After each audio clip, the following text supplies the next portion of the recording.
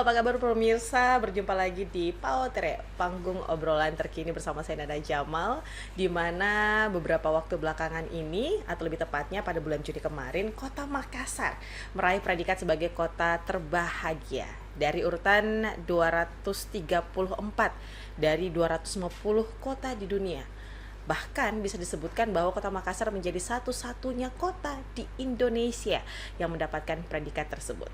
Kalau kita berbicara mengenai kota terbahagia, berarti segala unsur yang menyatakan bahwa kota tersebut berbahagia adalah masyarakatnya yang kemudian sudah merasa sejahtera, pendidikannya yang sudah terpenuhi, dan berbagai unsur kesejahteraan lainnya yang sudah didapatkan oleh masyarakatnya.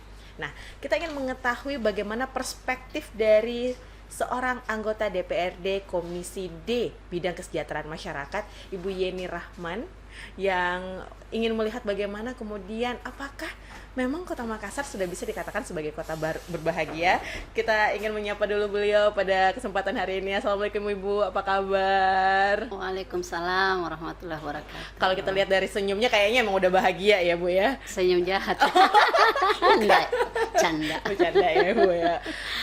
Selamat sebelumnya kita ucapkan kepada Ya, Kota Makassar terima kasih yang banyak. sudah meraih predikat sebagai kota berbahagia. Iya. Tapi kalau menurut Ibu Yeni sendiri, apakah bahagia seperti itu seperti apa Ibu? Bahagia itu seperti apa? Persepsi bahagia itu kan setiap orang pastinya berbeda. Belum dulu kita bicara kota bahagia ya. Kalau saya sendiri merasa saya bahagia ketika orang-orang di sekitar saya terpenuhi apa keinginannya gitu. Saya juga merasa bahagia kalau anak saya baik-baik, suami saya setia, apa yang kita butuhkan, kebutuhan mendasar itu sudah terpenuhi, itu kita bisa anggap bahwa kita sudah bahagia. Saya sudah bahagia. Seperti itu. Jadi intinya kalau bahagia itu adalah yang kita inginkan sudah bisa terpenuhi. Kebutuhan dasar. Kebutuhan minimal. dasar. Iya. Kalau kita ini secara personal. Personal ini Secara ya. personal. Jadi kalau secara kota ini baiknya Nah, seperti ini apa? juga kekurangan saya. Saya belum sempat baca-baca ya. Oke. Yang bagaimana sih yang kategori yang dikatakan bahwa kota itu dianggap bahwa kota yang masyarakatnya bahagia. Tapi kalau POV sebagai seorang anggota dewan, Tapi kalau kita melihat fakta-fakta yang ada di tengah masyarakat, rasa-rasanya kita terlalu berlebihan menganggap bahwa kita itu sudah bahagia. Itu pandangan saya ya. Karena di sekeliling saya masih banyak anak-anak muda yang sederhana saja. Yang sekarang ini yang sudah tamat SMA, di beberapa pertemuan saya anak-anak tanya, "Bu, kira-kira saya bisa kerja apa?" gitu. Nah, dia sebenarnya pengen kerja apa saja, tapi kita tidak bisa pungkiri dalam mendapatkan sebuah pekerjaan minimal kita punya skill. Nah, skill ini yang anak muda ternyata tidak semua memiliki seperti itu.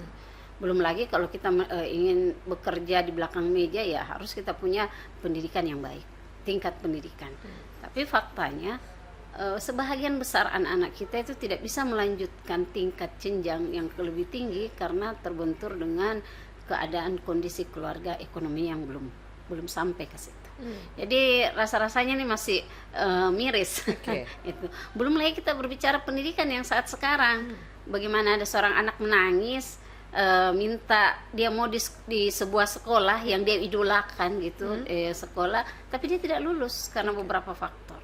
Faktornya salah satu adalah misalnya jarak rumahnya tidak sesuai zonasi, dia tidak cerdas karena memang setiap orang kan memiliki kecerdasan masing-masing. Dia juga dia juga tidak masuk ke dalam kategori afirmasi, mungkin karena pendataan sekarang yang belum clear. Yang kadang-kadang ada yang dianggap sudah mampu tapi mendapatkan KIS, ada yang belum, tidak dapat. Ini masih memang menurut saya terlalu dini kita menganggap bahwa kita bahagia seperti itu. Karena banyak persoalan kesejahteraan sendiri yang sampai sekarang juga belum bisa terselesaikan dengan baik. Itu contoh sederhana ya, yang sekarang ini PPDB. Coba kalau ada yang berani survei-survei, berapa anak yang menangis karena dia tidak bisa masuk di sekolah yang dia inginkan. Ya, seperti itu. Jadi sempat saya juga diwawancarai sama teman-teman media baru-baru tadi, bagaimana tentang pemerataan kualitas pendidikan. Ini kan juga belum merata. Kenapa saya berani mengatakan belum merata? Karena orang tua tidak bisa dipungkiri ada yang menyukai satu sekolah, sekolah A misalnya, semua banyak masuk di situ.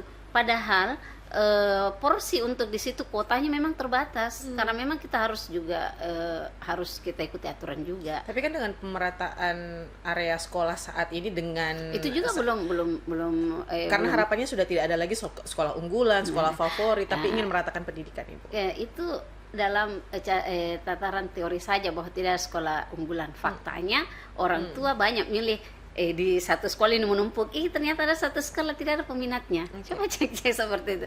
Jadi yang ingin kita sampaikan di sini bahwa harusnya tidak terjadi diskriminasi dalam pendidikan.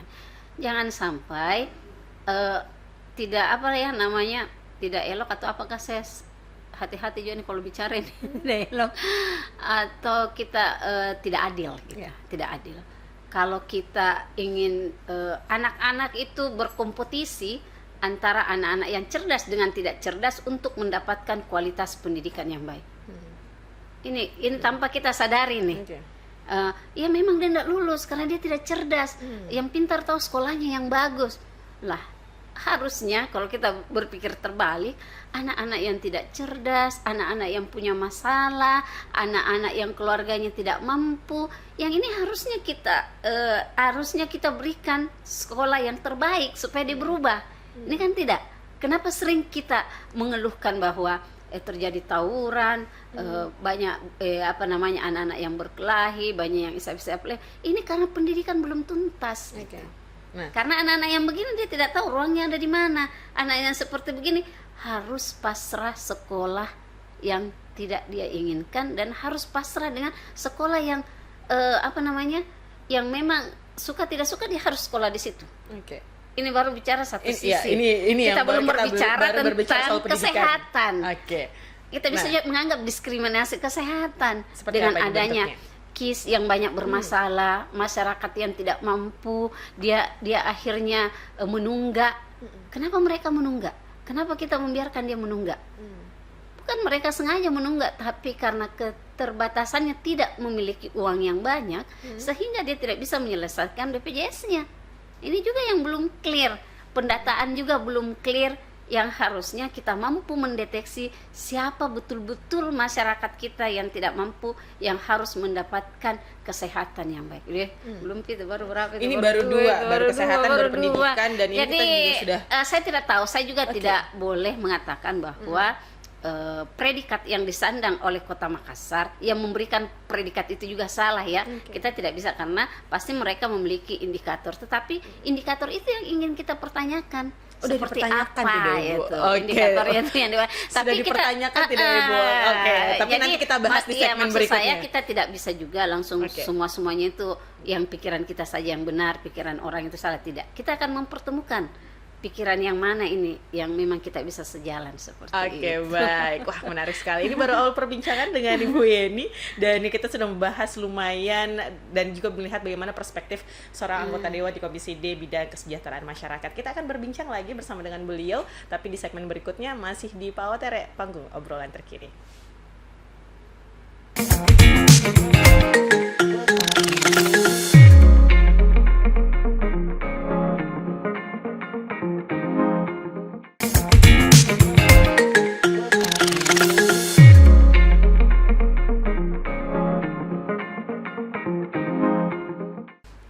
Ya, pemirsa, masih di PAO-TERE bersama kami. Tentunya ada saya Nada Jamal dan juga Ibu Yeni selaku anggota dewan dari Komisi D bidang kesejahteraan masyarakat. Kita baru saja membahas bagaimana kemudian indikator kebahagiaan itu baik secara personal ataupun juga melihat bagaimana indikator-indikator ini bisa membuktikan bahwa sebuah kota bisa dikatakan sebuah kota yang bahagia. Tentunya tanpa tendensi bahwa ingin mengatakan bahwa itu semua tidak dimiliki oleh Kota Makassar. Tetapi yang ingin kita lihat, kalau kita balikan lagi nih, Bu. Jadi apa saja yang sudah dilakukan sebagai kilas balik hingga bisa mencerminkan bahwa kita sudah merasa bahagia di Makassar? Iya, jadi tentunya perasaan bahagia barangkali kita masing-masing bisa tes-tes dekat rumah kita. Bahagia itu tetangga. Jadi tentu saja kebahagiaan itu pasti yang dari awal ya kita sudah sampaikan bahwa kebutuhan-kebutuhan dasar dulu yang harusnya sudah terpenuhi di Kota Makassar. Contoh kecilnya saja misalnya masyarakat Makassar itu terkenal dengan memang suka makan ya. Jadi tanpa dibilang kota makan enak, memang suka makan orang Makassar. Saya sebelum jadi anggota legislatif saya suka jalan. Jadi saya kebetulan tinggal di Lorong, di Raja Wali. Saya sempat mengelilingi Mariso dengan berjalan kaki mulai dari ujung Kelurahan Tamarunang sampai Kelurahan Kunjung Maya, saya sasar semua. Ada satu yang menarik menurut saya. Ada rumah itu, aduh, sedihnya nih rumah kayak mau berantakan, sangat miris seperti itu. Tetapi itu saya lihat deh bahagia memang Makassar itu. Saya lihat muka itu tetap bahagia walaupun rumahnya itu tidak bagus ya, kurang bagus, tapi makanannya itu enak. Pasti selalu ada ikan bakarnya, lombok-lombok cobe-cobenya, sayurnya. Jadi sesederhana itu kita lihat kalau bicara soal bahagia, tetapi kebahagiaan itu yang mereka ciptakan sendiri gitu. Kita belum melihat yang harusnya memang masyarakat bahagia, yang harusnya ada optimalisasi intervensi dari pemerintah. Ya, sederhana saja seperti dari awalnya tentang pendidikan. Terus kita berbicara lagi tentang kesehatan. Aduh, jangan bicara soal kesehatan. Sampai sekarang saya merasa belum maksimal menjadi anggota dewan karena kesedihan-kesedihan masyarakat ketika BPJS-nya menunggak, tiba-tiba dia harus masuk rumah sakit dan ternyata dia menunggak tidak bisa dia tidak bisa ditangani dengan baik, tidak bisa dilayani. Belum lagi saya ketemu sama anak muda, saya jadi yang tidak bisa berbicara. Sepatah kata pun ketika dia bilang, "Bu, bagaimana caranya dapat kerja?" Tapi saya cuma tamat SMA. Ini belum bisa terjawab oleh pemerintah kota. Kemarin juga pada saat pernah ada janji kampanye yang menyatakan bahwa akan ada jutaan lapangan kerja yang disediakan untuk masyarakat. Ya, ini yang pada saat kami evaluasi, kebetulan juga di komisi saya tenaga kerja, saya sudah sempat menyampaikan bahwa walaupun dikatakan bahwa tingkat pengangguran itu menurun, itu menurut data yang mereka jabarkan, tetapi kita ingin minta apakah ketika terjadi penurunan pengangguran karena adanya intervensi pemerintah, ataukah bisa jadi penurunan angka pengangguran itu memang karena ada pihak-pihak swasta seperti itu ya, yang yang memberikan peluang buat mereka. Sekarang yang kita harapkan kepada teman-teman dinas tenaga kerja, dari awal saya sampaikan bahwa harusnya kita punya data. Data yang harus ada di setiap kelurahan itu adalah pertama, seberapa banyak yang pengangguran. Jadi dari tingkat usia juga bisa kita buat ya. Walaupun kita juga tidak bisa menganggap bahwa pengangguran itu kita hanya fokus kepada anak muda. Harusnya kita perhatikan juga adalah orang yang sudah berkeluarga, ini malah lebih rentan. Baru-baru ini juga ada gugatan dari seorang pemuda yang menggugat ke mahkamah terkait dengan batas usia penerimaan kerja. Ya, itu yang saya bilang tadi. Berarti nyambung Kak dia sama nyambung gugat itu. Jadi ini mungkin karena saya suka sekali turun di bawah, saya suka mendengar cerita-cerita dari masyarakat sehingga kita kaya akan informasi seperti itu. Jadi faktanya tentang pengangguran atau yang tidak bekerja ini, kita tidak hanya boleh fokus kepada anak muda, tetapi orang yang sudah menikah. Ini kan malah lebih tanggungannya itu lebih jelas di depan mata. Kalau anak muda juga penting karena untuk masa depannya. Jadi memang kurang dia mungkin standarnya itu tidak melihat usia, tetapi bagaimana kemampuan dan kapasitas seperti itu. Jadi yang kita kembali tadi bahwa harusnya ada data, ini yang belum diberikan pada kami, data di setiap kelurahan itu ada berapa pengangguran dari setiap tingkatan umur. Misalnya dari umur 20 sampai 30, 30 sampai 50 misal ya. Itu kan kita berikan kewenangan kepada pemerintah kota. Dan yang kedua, saya juga pertanyakan, ini kan banyak kegiatan-kegiatan pemuda dan olahraga, banyak kegiatan tenaga kerja yang memberikan pelatihan-pelatihan. Kita juga ingin tahu pelatihan yang diberikan kepada anak muda, bagaimana hasilnya? Oke. Kalaupun Bagaimana hasilnya tindak hanya, lanjutnya? ya, kalaupun hasilnya sampai bagus Mi, banyak yang mengikuti. Pertanyaan kedua kita adalah, apakah mereka sudah bekerja? Oke. Dan kalau memang sudah, adakah bukti fisiknya dalam bentuk administrasi? Jadinya kita enak dalam mengelola. Dan selanjutnya yang harusnya dilakukan adalah pendataan potensi. Itu yang beberapa kali, dan ini alhamdulillah sih teman-teman juga dari Dispora lagi melakukan ya indeks apa istilahnya itu, indeks pembangunan manusia yang harus melihat bagaimana kualitas anak muda. Oh, anak muda di misalnya di saya deh di Raja Wali, oh anak mudanya itu memang tidak tinggi anunya apa namanya pendidikannya tidak terlalu tinggi misal ya, tidak terlalu tinggi, tetapi anak mudanya itu semangat, rajin mungkin dia bisa dalam bentuk diberikan pekerjaan dalam bentuk jasa seperti itu. Oh, anak mudanya sini pintar gitu perbaiki rumah misalnya, tukangnya itu seperti apa gitu. Harus kan biasa kita lihat tuh kalau di ini YouTube tukang baru panjangnya baru dua bidang ini, baru dua bidang ini yang kita bahas, dua tenaga kerja tadi kan, tenaga kerja, pendidikan, kesehatan, dan juga kesehatan. Kita juga mau melihat, katanya juga sebuah kota yang berbahagia itu adalah dari transportasinya. Transportasi bagaimana itu bicara lihat transportasi banyak. Kalau bicara kalau transportasi saya baru ingat kemarin bicara sama tukang bentor. Walaupun mungkin agak agak keluar dari konteks, dia juga mengatakan ini kan kita mulai bahagia, kita bicara dulu tentang bentor. Dalam bentor ini kami juga ini tidak mengerti. Bu bilang kenapa Ki? Dia bilang kami tidak diakui oleh negara, transportasi kami tidak diakui oleh negara, tetapi tiba-tiba diakui bajai. Barangkali roda tahu beda, sama aja Bu, tiga roda aku dia juga tiga. Terus persoalan di mana? Mungkin tahu tempatnya, beda tempat ji.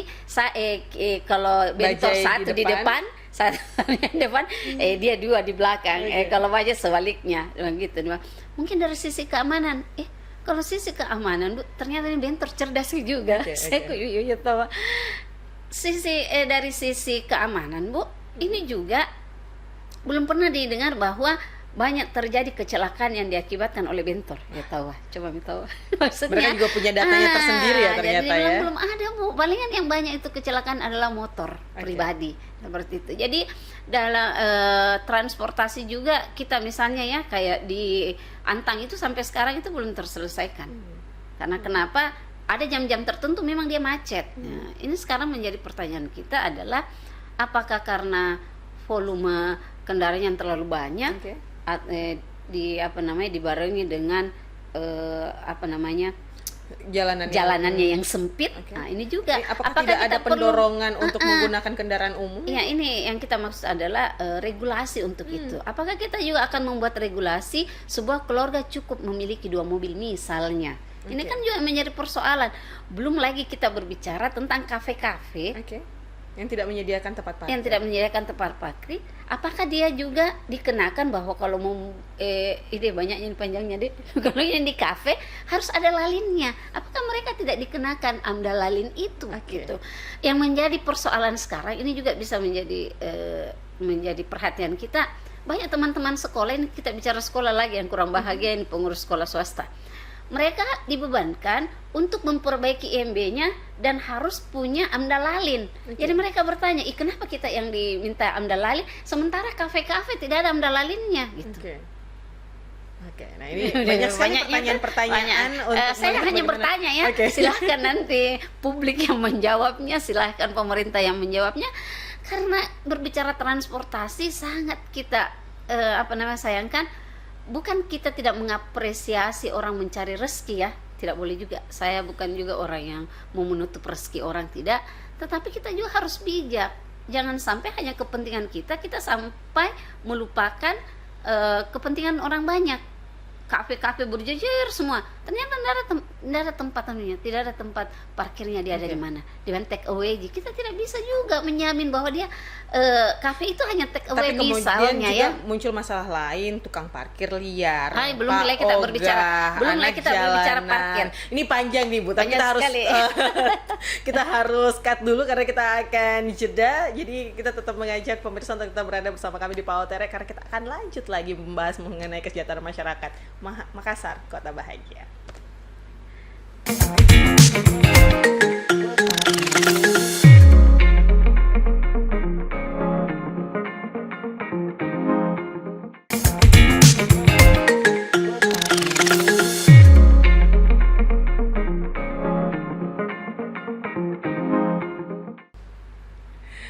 pemirsa Pautere kembali hadir untuk Anda bersama saya Nana Jamal dan juga Bu Yeni Rahman dari Komisi D DPRD Kota Makassar dari bidang kesejahteraan masyarakat. Kesejahteraan untuk masyarakat yang kemudian terpicu dari predikat sebagai kota yang berbahagia. Tentunya kita berharap bahwa Makassar betul-betul menjadi bahagia, kota kampung pasti. Halaman kita yang pasti. Menjadi kota yang sangat bahagia, bisa memberikan kesejahteraan untuk masyarakatnya.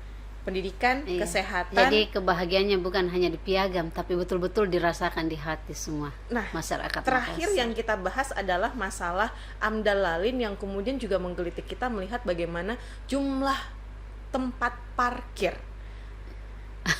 di mana kemudian tukang parkirnya jauh lebih banyak dari tempat parkirnya. Jukirnya ini kayaknya bahasanya ini panjang ini kalau bicara jukir ini, karena coba kita survei, mungkin kalau berbicara jukir tidak ada orang bahagia di Makassar.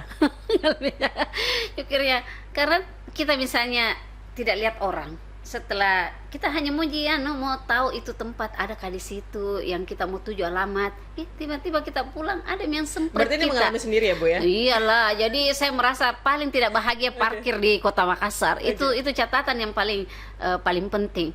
Bukan persoalan kita tidak mampu bayar atau bukan persoalan kita tidak punya empati kepada teman-teman kita yang jukir. Bukan itu. Bukan juga berarti kita tidak peduli. Istilahnya orang kan bilang enggak apa-apalah, kasih hitung-hitung sedekah itu ada tempatnya dan orangnya.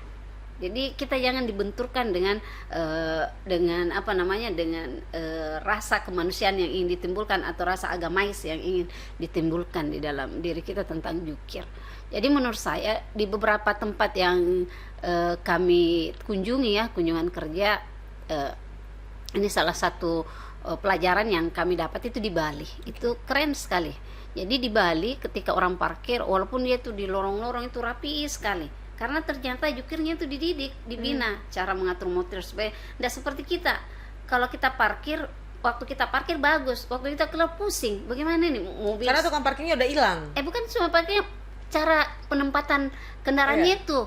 Mau belok kemana, mau di mana, min orangnya. Kadang-kadang orang harus menunggu beberapa menit atau bahkan beberapa jam hanya untuk menunggu yang punya mobil supaya kita bisa keluar. Tapi ini juga, baru pengaturan ini. Tapi ini juga ada cerita lain bahwa ada lokasi-lokasi yang sebelumnya itu bukanlah tempat parkir, tapi tiba-tiba untuk event-event tertentu menjadi tempat parkir. Banyak kendaraan yang parkir. Jadi janganlah karena ingin menambah PAD kita sampai kita melupakan hal yang penting terkait parkir itu sendiri, ketidaknyamanan kita.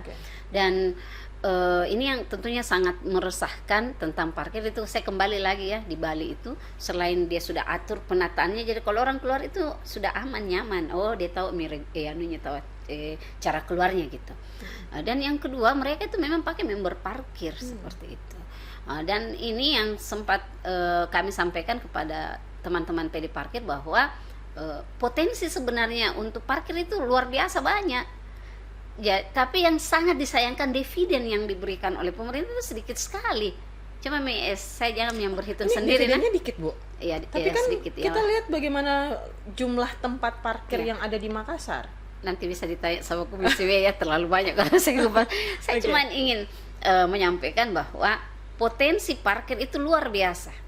Kita taruhlah motor 1.500 motor. Misalnya atau kita ambil rendah lah 1 jutaan motor lah, itu kita kali 2.000 kira-kira berapa? Ditambah dengan mobil 5.000 kali 500.000 mobil. Ini data yang dari saya sempat search, itu data yang ada, kita itu di data 2022 jumlah kendaraan. Nah, kita kalikan saya jumlah kendaraan kali berapa jumlah parkir, hitungan saya hampir miliaran dalam sehari. Tapi ternyata dividennya ini minim sekali. Hanya berapa Ibu? Mungkin boleh disebutkan? Saya belum lihat pastinya ini. Tapi tidak mencapai tapi sangat jauh dari harapan seperti itu. Jadi ini sudah banyak kebocoran, pengelolaannya kurang bagus. Yang kita sangat sesalkan kalau misalnya yang sederhananya kalau pengantin lah, kayak misalnya kayak di mana Imim itu, tiba-tiba parkirnya juga tinggi gitu. Kita nggak mau bayar. Saya biasanya pernah sudah mau mau bicara idealis ini, mana aturan apa? Saya ditegur sama suami juga, deh masa gara-gara 5.000 atau 10.000 berkelahi. Saya bukan persoalan berkelahi atau kita mau berdebat panjang ya, bukan nominalnya karena 5.000 itu, tapi perkaliannya itu loh, banyak sekali. Dan itu kita dan apakah itu kayak masuk ke PAD, Bu? Ya itu juga kita tidak tahu. Jadi ini harus diperhatikan oleh pemerintah, apalagi kalau misalnya kayak di Pasar Butung itu sudah sangat terkenal. Jukirnya itu biar siapapun dia tidak ada takuti. Ada apa? Gitu. Ada siapa? Saya enggak bilang gitu ya. Ini pertanyaan saya berarti ya. Ada apa ini? Nah, jadi yang harusnya kalau pemerintah betul-betul serius adalah kita lakukan saja kayak member parkir. Jadi misalnya saya parkir dalam sehari itu saya setor 100.000, walaupun kita ini langsung dia banyaknya parkir banyak, padahal kalau kita tanpa sadari kita ambil hitungan sederhana ya, berapa kali kita parkir sehari? 2 kali kan? 2 kali lebih. 3 mau paling 3 kali 2.000 berapa? 6.000. 6.000 kali 30 180.000 kan? Banyak itu. Tapi kita tidak sadar karena memang keluarnya tas sedikit-sedikit, 2.000 atau kita kasih rendah paling, kita kasih 5.000 nggak kembalian. Itu baru loh, satu jadi 4.000 kali 3 120.000. Kita member parkir saja 100.000, sebenarnya kita sudah untung dan kita sudah nyaman. Nyamannya apa ya, terserah orang mau semprit kita, mau apa kita, ada member parkir tak. Mungkin 10 kali parkir, 100 kali parkir, kita sudah aman. Dan harusnya yang jukir itu harus pakai juga baju-baju gagam sekalian, enggak apa-apa, supaya kita tahu jukirnya tuh keren gitu. Jangan enggak jelas juga, bajunya juga enggak jelas, ini tukang parkir, jukir atau apa gitu. Nah, ini sebenarnya misalnya kalau kita mau membahas ini bisa panjang lebar dan harus ini satu segmen tersendiri. Ya harus satu sesi. Tapi karena tentunya kita sangat disayangkan. Karena ini kita bicara bahagia. Yang ketidakbahagiaan masyarakat di Kota Makassar adalah parkir. Ini malah kita bisa menemukan topik baru untuk dibahas nanti. Semoga Ibu Yani nanti masih ada kesempatan di lain waktu untuk bisa berbincang bersama kami tentunya di Pautere. Dan tentunya untuk pemirsa juga bisa melihat dan juga mungkin menakar sendiri indikator bahagia untuk Anda itu seperti apa. Bu Yani, terakhir mungkin bisa memberikan 3 kata untuk Kota Makassar, 3 kata aja. Gimana itu 3 kata? 3 kata aja. Apa dia kalau 3 kata? Terlalu banyak PR. Terlalu banyak PR. Terima kasih banyak Bu Yani untuk waktu dan kesempatannya bincang-bincangnya bersama kami di Pautere, panggung obrolan terkini terkait dengan Makassar, Kota Bahagia. Semoga kita bisa berbahagia di Kota Makassar atau dimanapun Anda berada. Saya Nana Jamal pamit undur diri. Selamat siang dan sampai jumpa.